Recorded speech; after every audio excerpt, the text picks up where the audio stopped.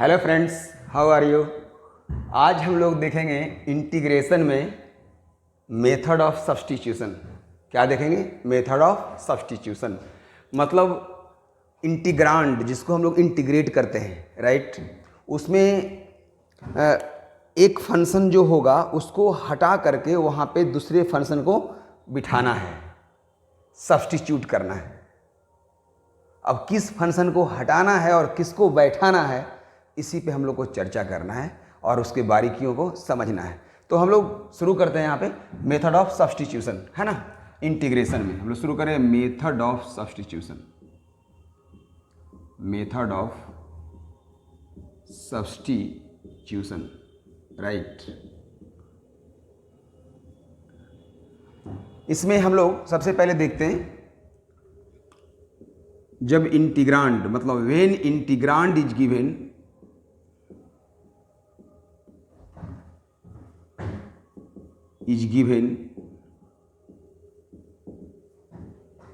in the form of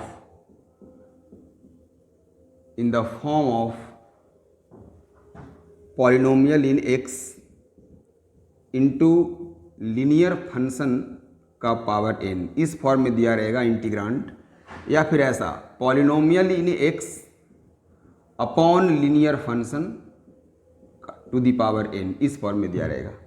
n जो है वो निगेटिव पॉजिटिव रेशनल नंबर हो सकता है, राइट।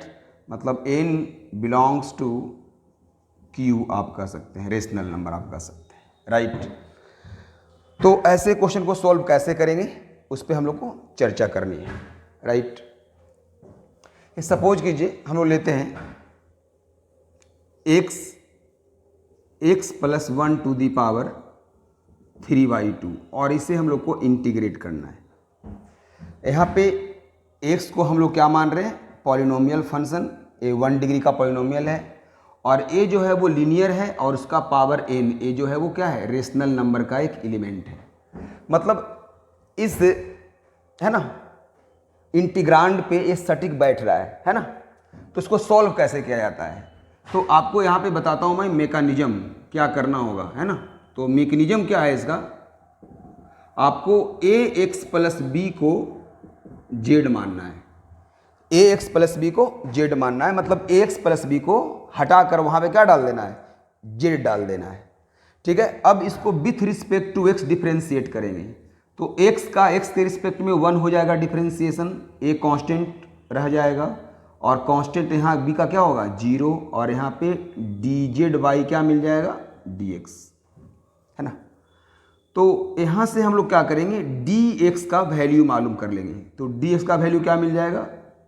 dz upon a। क्यों? क्योंकि a प्लस 0 जो हुआ वो a हो गया, तो a को डिवाइड कर लिया और dx को कर दिया a के जगह पे, ठीक है। और फिर आप यहाँ से भी x का मान निकाल लेंगे। x का मान क्या निकलेगा? b को लाएंगे राइट साइड में तो प्लस से माइनस हो जाएगा और उसके बाद कोफिशिएंट ऑफ x, a को क्या करेंगे? डिवाइड। इस तरह से x निकल गया। अब यहाँ पे इस क्वेश्चन को सॉल्व करना है आपके पास, तो किसे मानेंगे हम लोग? z, x प्लस 1 को मानेंगे। अब विथ रिस्पेक्ट टू x करेंगे, x का डिफरेंशिएशन प्लस 1 का differentiation with respect to x plus z का differentiation with respect to x। इसका 1 आ गया, 1 का 0, यहाँ मिल गया dz by dx। 1 plus 0 1 equal to मिल गया dz बाई dx। इसीलिए dx को क्या लिख देंगे हम लोग? dz लिख देंगे, राइट। तो इसके बाद अब आप देखेंगे x, यहाँ से x निकाल लीजिए। x क्या निकलेगा? z minus 1। तो जहाँ पे x है वहाँ डाल दिया z माइनस 1 और x प्लस 1 को पुट कर दिया z टू दी पावर क्या है? 3/2 और dx किसके इक्वल आ गया है? dz का इक्वल आ गया। अब यहाँ पे मल्टीप्लाई करेंगे तो z to the power 3/2 into z, यहाँ पे 1 छुपा हुआ है तो मल्टीप्लाई होने पे क्या आ जाएगा? 1 प्लस 3/2 मतलब कितना? 5/2 और 1 into z to the power 3/2 तो मिल जाएंगे z to the power 3/2 dz, right. अब हम लोग क्या करेंगे? यहाँ पे सेपरेट करेंगे इंटीग्रेशन। कैसे? तो z टू दी पावर 5/2 का with respect to x minus z to the power 3/2 का विथ रिस्पेक्ट टू जेड। अब आप लोग को मालूम होगा x to the power n का क्या होता है integration, x to the power n plus 1 upon n plus 1 plus c हम लोग ऐड कर लेते हैं। तो हम लोग यहाँ पे जो है वो इसी कॉन्सेप्ट को यूज करेंगे। तो क्या मिल जाएगा हम लोग को, यहाँ पे मैं लिख देता हूँ a n हो गया 5/2, तो z to the power 5/2 plus 1 upon 5/2 plus 1 minus z to the power 3/2 upon 3/2, दोनों में क्या प्लस 1 कर लेंगे हम लोग n प्लस 1 और प्लस कितना c। अब इसको हम लोग सॉल्व करते हैं आगे।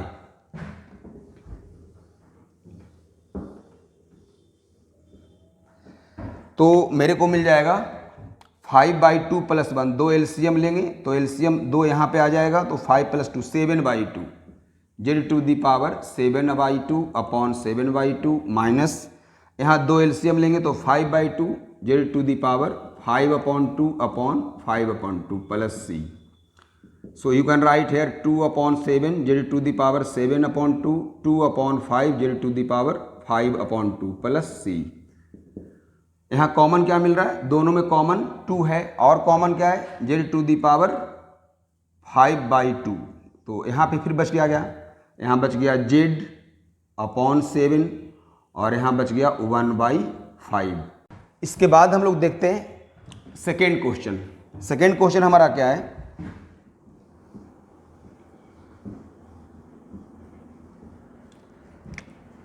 x into 3x minus 5 whole to the power 4, इसका करना है हम लोग को इंटीग्रेशन। तो यहाँ पे लिनियर पे पावर कौन है 4 है, यानी इस a हमारा क्या हो गया ax प्लस b और ये क्या हो गया px। तो हम लोग किसको मानते हैं z ax प्लस b को, यानी 3x माइनस 5 को हम लोग z मान लेंगे और फिर यहाँ से x निकाल लेंगे तो क्या मिल जाएगा 5 को लाएंगे राइट साइड में तो z प्लस 5 और 3 को क्या करेंगे डिवाइड कर लेंगे और फिर इसको डिफ्रेंशिएट करेंगे तो 3 कांस्टेंट बाहर आ जाएगा डिफ्रेंशिएशन से और x का विथ रिस्पेक्ट टू x 1 हो गया और 5 कांस्टेंट का डेरिवेटिव क्या हो गया 0 और z का dz by dx। 3 into 1 3 minus 0 3 equal to dz by dx। यहाँ से dx को मालूम कर लेना है कितना dz बाई 3, मतलब पूरे सिस्टम को जो है वो z के फॉर्म में कन्वर्ट कर देना है ना। अब हम आते हैं बैक टू पवेलियन और बात करते हैं है ना प्राइमरी इंटीग्रेशन से।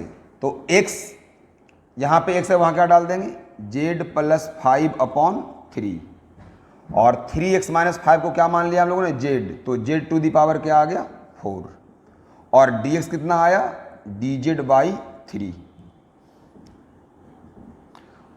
अब क्या है 3 3 जा 9, 1/9 को हम लोग इंटीग्रेशन से बाहर कर लेते हैं और z into z to the power 4 क्या आ गया 5 आ गया पावर और 5 into z to the power 4 dz, ऐसा हम लोगों ने लिख दिया। अब क्या यहाँ भी क्या करेंगे सेपरेट कर लेंगे तो 1/9 big bracket z to the power 5 का इंटीग्रेशन 5 कांस्टेंट है इसको बाहर कर लीजिए integration z to the power 4 का विथ रिस्पेक्ट टू जेड, इसको क्लोज कर लेते हैं। फिर वही हो गया x to the power n का फॉर्मूला है ना, तो x to the power n का फॉर्मूला क्या बताया था x का power n plus 1 upon n plus 1, तो मिल गया 1/9 big bracket z to the power 5 plus 1 6/6 plus 5 और जेड टू दी पावर 4 का मतलब क्या हो गया z to the power 5/5 plus क्या c, ये 5 कैंसिल 1/9 और z टू दी पावर 5 और z to the power 6 common क्या आ जाएगा z टू दी पावर 5, तो यहाँ बच गया z अपॉन क्या 6 और यहाँ क्या बच गया 1 plus c। So 1/9 z to the power 5 z plus 6/6 plus c, 6 9 जा 54 और अब z का वैल्यू डिपुट कर दीजिए, z कितना था 3x minus 5 whole to the power 5 and again here 3x minus 5 plus 6 plus क्या हो गया c. So you can write here 1/54 3x minus 5 whole to the power 5 into 3x plus 1 plus c. तो इस तरह से आप क्या कर सकते हैं, इस पैटर्न में जो भी क्वेश्चन दिया हुआ है उसको आप बहुत ही मज़े से बना सकते हैं, कहीं पे कोई कठिनाई आने वाली नहीं है. आगे हम लोग देखते हैं और भी क्वेश्चन और कॉन्सेप्ट को बिल्डअप करते हैं. जितना ज़्यादा क्वेश्चन करेंगे उतना ही ज़्यादा कॉन्सेप्ट क्लियर होने वाला है. ax plus b cx plus d under root एक क्वेश्चन. तो यहाँ पे cx प्लस डी का पावर 1/2 है, मतलब इसे हम लोग जेड मानेंगे क्योंकि यहाँ 1/2 पावर क्या हो गया, रेशनल हो गया और ये पॉलिनोमियल है, राइट. तो जिस पे पावर रहता है ना रेशनल, उसी को क्या मानते हैं हम लोग, जेड मानते हैं.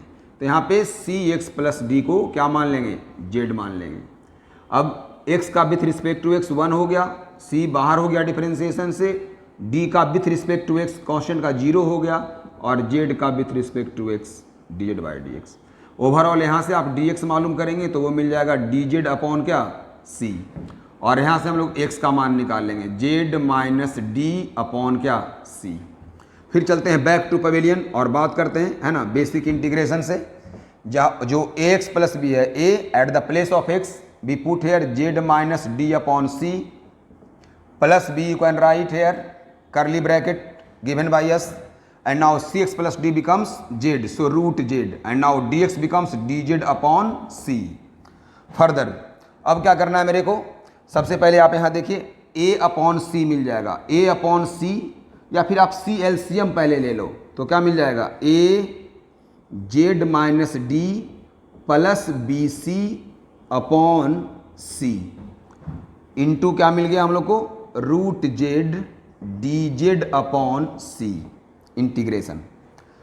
अब यहाँ पे क्या करना है, c इंटू सी क्या हो गया, सी स्क्वायर. तो c इंटू सी स्क्वायर हो गया, उसको हम लोग इंटीग्रेशन साइन से क्या करेंगे, आउट कर लेंगे, है ना. तो वो मिल गया हम लोग को 1 अपॉन सी स्क्वायर इंटीग्रेशन. यहाँ क्या मिल जाएगा, A Z minus A D plus B C, A Z minus A D plus B C into क्या है, रूट जेड डी जेड. अब यहाँ से 1 upon c square integration, Z का पावर क्या है, यहाँ पे 1 है. जब मल्टीप्लाई करेंगे तो यहाँ जेड का पावर कितना है, 1/2 है. रूट का मतलब 1/2 होता है. तो यहाँ पे जेड का पावर 1/2 और यहाँ जेड का पावर 1. मल्टीप्लाई में पावर क्या करते हैं, ऐड करते हैं. तो क्या आ गया, a into z to the power 3/2, 1 plus half मिलकर. और ये टोटल को साथ में लिख दो, क्या प्लस करके लिख देते हैं, क्या बी सी माइनस ए डी और इंटू क्या जेड का रूट मतलब 1/2 ऐसा लिख दिया. और यहाँ पे क्या ले लेते हैं, डी जेड. अब यहाँ से हम लोग क्या करेंगे, सेपरेट करेंगे. तो a upon c square z to the power 3/2 का integration plus B c minus A d upon c square z to the power 1/2 का इंटीग्रेशन, राइट. इसके बाद फिर x to the power n का जो फॉर्मूला होता है, तो z to the power 3/2 plus 1 upon 3/2 plus 1 plus B c minus A d upon c square, okay, a upon b c minus A d upon c square z to the power 1/2 plus 1 upon 1/2 plus 1 plus क्या c. इसके बाद इसको manipulate कीजिए तो आपको मिलने जा रहा है a upon c square, a value 5/2 और ए भी वैल्यू 5/2, 2 चला जाएगा ऊपर तो लिख सकते हैं हम लोग 2/5 और eight the place of Z अगले बार में रखेंगे, जेड का पावर क्या आ गया 5/2 plus B c minus A d upon c square.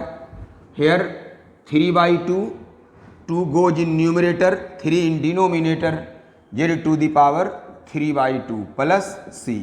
Now we can take here common z to the power 3/2. एक कॉमन ले लिया, इनफैक्ट दो भी कॉमन है तो दो को भी कॉमन ले लेते हैं। और हमारे पास अब क्या बच गया यहाँ पे, यहाँ बच गया a/5c² और यहाँ पे z, क्योंकि 3/2 कॉमन ले लिए तो यहाँ पे z का पावर 1 बचेगा, क्योंकि 1 और 3/2 को ऐड करने पे 5/2 मिल जाता है। क्लियर है? प्लस bc माइनस ad/c² और 3 को भी मल्टीप्लाई रखेंगे, यहाँ पे 2 पहले कॉमन हो चुका है बच्चों और ये भी कॉमन हो चुका है, इसलिए यहाँ पे 1 रहेगा और प्लस कितना c, ac जो है वो कांस्टेंट को बता रहा है। अब आप क्या करोगे, यहाँ पे c² को भी कॉमन ले सकते हैं, है ना। तो मिल गया हम लोग को 2 × z⁴/c² az/5 plus bc minus ad/3 plus c। अब हम लोग क्या करेंगे, z का वैल्यू पुट कर देंगे। तो हमारा z कितना था, z था हमारा cx प्लस d, राइट। तो हम लोग यहाँ पे डाल देंगे 2 × क्या आ गया, cx plus d⁴/3/2/c² a × cx plus d/5 plus bc minus ad/3 plus c। After that 2 × cx plus d⁴/3/2/c²। Here LCM 5 और 3 का क्या आ जाएगा, 15। तो 5 3 या 15, तो 3 यहाँ मल्टीप्लाई 3acx प्लस 3ad, 3 5 या 15, तो 5 यहाँ multiply 5bc minus 5ad plus c। अब यहाँ पे 3ad में से 5ad चला जाएगा, तो हम लोग लिखेंगे 2 × cx plus d⁴/3/2/c²। 3acx 5bc और इसमें से माइनस होकर बच गया -2ad, तो 5bc minus 2ad/15 plus c। तो इस तरह से आप किसी भी फंक्शन को इंटीग्रेट कर सकते हैं। And calculation will play a tremendous role for such type of questions. खास करके जब आप बुक में आंसर को आप मैच करने चलेंगे तो इस तरह का कैलकुलेशन बहुत ज़रूरी है आपके पास होना, अदरवाइज आप आंसर तक नहीं पहुंच पाएंगे। इसलिए इसे आपको सावधानी से समझना पड़ेगा। इसके बाद कुछ क्वेश्चन और भी देखते हैं, जैसे दिया हुआ है x² plus 3x plus 1/x plus 1² एक मैंने क्वेश्चन ले लिया यहाँ पे। ये 2 डिग्री का पॉलिनोमियल है, राइट। ये 2 डिग्री का पॉलिनोमियल है और यहाँ लीनियर का पावर n है, तो आप z किसे मानोगे, x प्लस 1 को मानेंगे, राइट। अब x का विथ रिस्पेक्ट टू x 1 आ गया, 1 का 0 और z का with respect to x dz/dx। यहाँ से आप dx निकालेंगे तो वो किसके इक्वल आ जाएगा, dz का, क्योंकि ये 1 हो जाएगा ना, तो 1 × dx हो गया इक्वल टू dz। यहाँ से आप x मालूम कर लेंगे, z-1। फिर आएंगे बैक टू पवेलियन, तो x क्या हो गया, z-1² 3 × z-1 प्लस 1/z², और क्या लिखेंगे dx को, dz। इसके बाद इसको हम लोग ब्रेक कर लेंगे, a माइनस b² तो क्या आया, a² plus b² minus 2ab करने पे, है ना, मैं लिख देता हूँ 3 × z-3 प्लस 1 अपॉन क्या मिलने जा रहा है, z² dz, राइट। अब क्या मिल रहा है हम लोग को, z² plus 1 minus 2z plus 3z और -3 प्लस 1 -2। मतलब इसको हम लोग पहले क्या करते हैं, सिंप्लीफाई कर रहे हैं। तो आ गया हम लोग के पास z² minus 2z plus 3z plus 1 -3 + 1 +1 -3 + 1 upon कितना z² dz मिल गया। z², 3z में से माइनस हो गया 2z तो बच गया z, और ये 1 + 1 मिलकर 2 आ गया, तो 2 में से 3 माइनस होगा तो -1 अपॉन कितना z²। अब इसको सेपरेट करेंगे तो z² 1 बच जाएगा, उसका इंटीग्रेशन, z/z² 1/z बचेगा, उसका इंटीग्रेशन, और यहाँ 1/z² जो होगा वो z⁻⁻² भी कह सकते हैं। अब इसका इंटीग्रेशन करना हम लोग जानते हैं, 1 का क्या हो जाता है z, 1/z का क्या होता है log mod z। मॉड क्यों लेते हैं, log को डिफाइन करने के लिए। माइनस यहाँ क्या होगा z का पावर -2 + 1 अपॉन -2 + 1 प्लस क्या ले लेंगे c। अब आराम से क्या करेंगे, eight the place of z value put कर देंगे। z आपने किसे माना था x + 1 को, so you can write here x + 1 plus logarithm of x + 1 with modulus, and this is -1 and -1 and minus is plus here, and z⁻⁻1 plus c। यहाँ भी आप z का मान डाल दो कितना x + 1, तो x + 1 -1 प्लस c है ना। कभी कभी क्या है बुक में क्या करेगा, ये 1 कांस्टेंट है ना, तो 1 कांस्टेंट को c के साथ कंज्यूम कर देगा, तो ऐसे लिखेगा, तो डरना नहीं है। x plus logarithm of x + 1 का mod plus 1/x + 1 plus c लिख देगा, कैपिटल C ले लिया, वो इंडिकेट कर रहा है कि c और 1 मिलकर के एक अलग कांस्टेंट हो गया। ठीक है, तो आपको डरना नहीं है, वो 1 को वहाँ पे कंज्यूम कर देता है। बहुत सारे बच्चे बोलते हैं कि यहाँ पे आंसर नहीं आ रहा है क्योंकि यहाँ 1 आ रहा है हमारा और बुक में 1 नहीं दे रहा है, क्योंकि 1 को वो क्या किया कांस्टेंट के साथ मिला दिया। डरना नहीं है।